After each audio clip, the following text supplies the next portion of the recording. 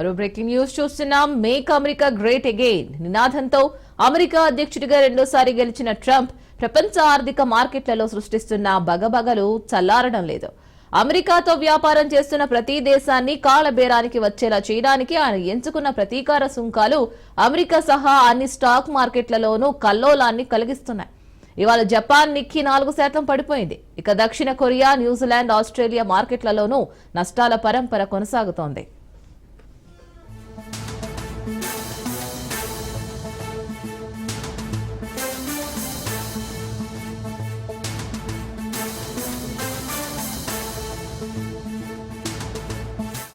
మంగళవారం అమెరికా మార్కెట్లు కోలుకున్నా ఈ ట్రేడ్ వార్ భయాలతో ఇవాళ మళ్లీ పతనం దిశగా కదిలాయి.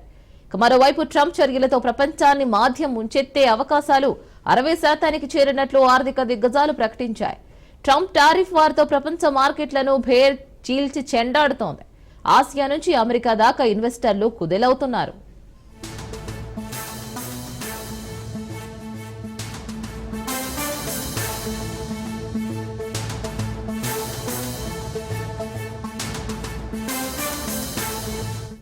చెప్పాలంటే అమెరికా సుంకాలకు చైనా ప్రతీకార టారిఫ్లు విధించడం, ఇతర దేశాలు అదే బాటలో వెళుతూ ఉండడంతో వాణిజ్య యుద్ధం మరింత ముదురుతోంది.